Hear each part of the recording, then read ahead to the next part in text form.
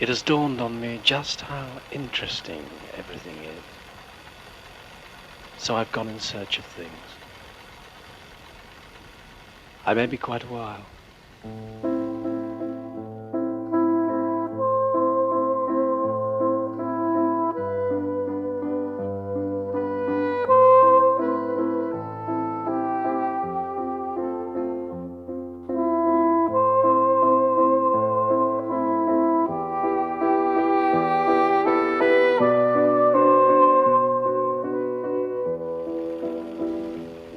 What have I seen today? Endless road, always going west. After Bristol, everything changes from the unremarkable landscape of the home counties to a far west wilderness. The further you go, the further you are from where you started. When I was a child, Uncle Tarquin drove me down this same road. There was always a blazing sun lighting the way. He told me stories about smugglers and wreckers, and I thought they actually existed. Perhaps they did. It was quite a long time ago.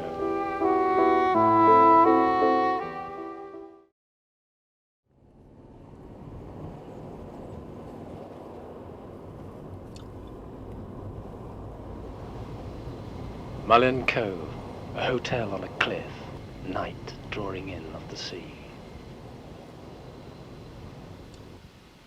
Here I am, in a room, in a hotel on a cliff at the edge of the world. This is where it really begins.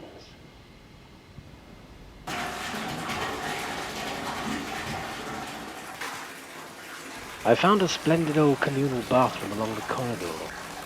The celebrities of the 1930s would have used it and stared at the same bit of ceiling as I did, wondering about it.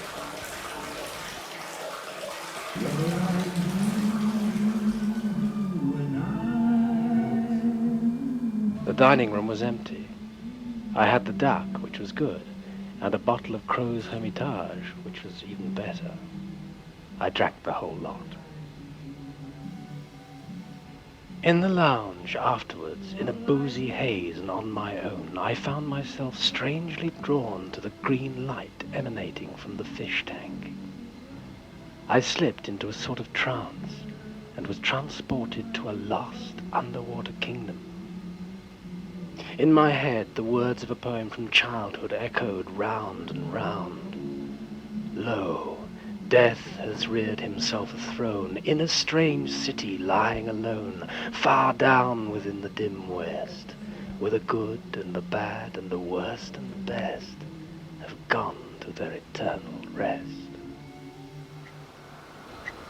In bed, still thinking about Lyonesse, I was lulled to sleep by the wind howling around the hotel.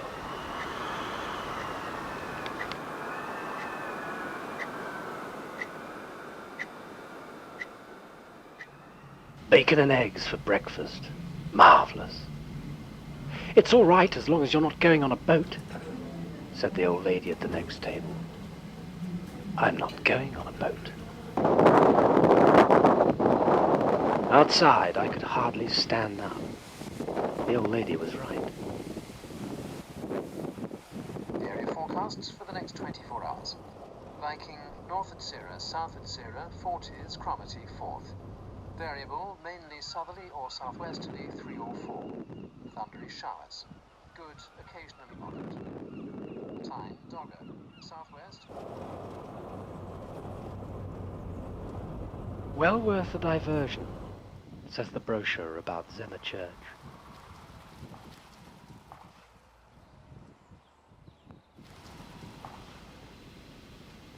Inside there is an old carving that celebrates the time a mermaid tempted a young villager out to sea. It doesn't say what happened next.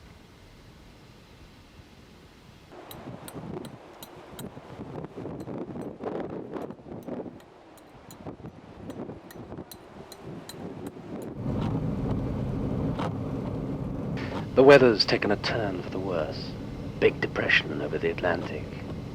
Apparently this means it will rain in Tintagel. I went to the castle. The brochure says this is where King Arthur was born. This interests me. According to Tennyson, the baby Arthur was washed up from the sea into the arms of Merlin, who lived in a cave beneath the castle. I saw the cave, but I'm not convinced the story is true.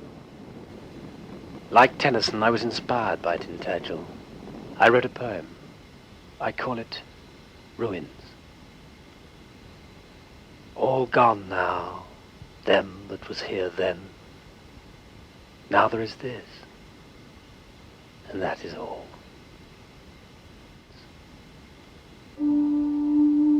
King Arthur's halls, far from being King Arthur's halls, are actually the work of a custard maker named Glasscock. We all have our dreams, and Glasscock's was to unite all societies named after King Arthur, so they could congregate here. Junior members were called searchers, and I spent quite a long time here searching for the link between custard and the Holy Grail, because my instinct tells me the answer is not far away.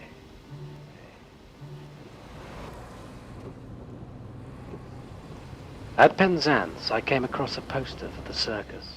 Could it be that in this age of pop music and rockets, people are still amused by clowns chucking custard pies at each other? Why not go? Inside, it was a different world. A whole tent full of magic. It took me back some. The first time I went to the circus was with Uncle Tarquin. Afterwards, he turned to me and said in that mysterious way he said things that were important. Life is a circus, my boy.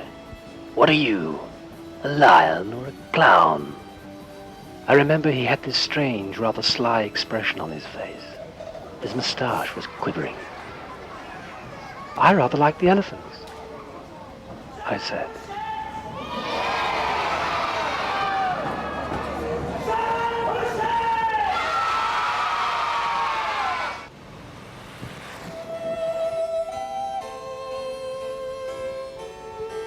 There is nothing like arriving. Arrival is everything, my Uncle Tarquin would say. If you can get that right, forget the rest. Uncle Tarquin told me about a very small particle, so small that if you observed it, you changed its appearance, so you could never really see it. I didn't know what he was talking about.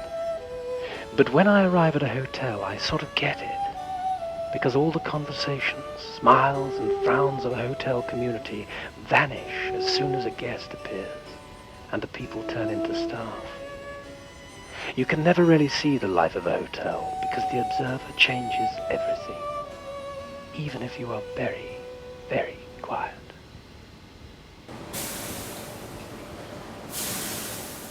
I chose the hotel on account of it having a sauna. You know how I like a sauna. The benefits of a sauna are not to be underestimated. One can entirely rejuvenate oneself with the judicious use of heat and cold. This sets me up nicely for dinner.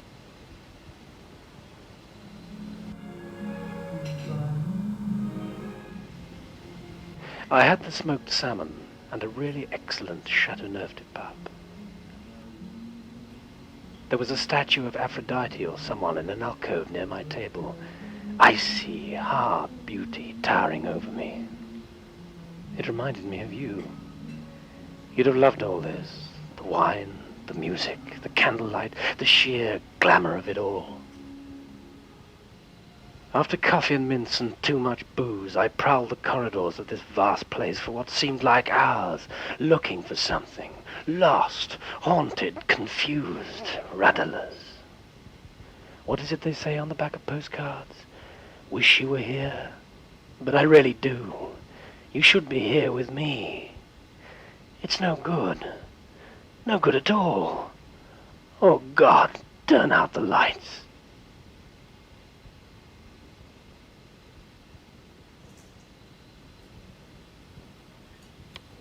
This morning I had a light breakfast after the excesses of the night before. Then I went outside for a walk in the rain to clear my head. The world, my boy, Uncle Tarquin used to say, is your oyster. I didn't know what he meant. Where to now, I wonder?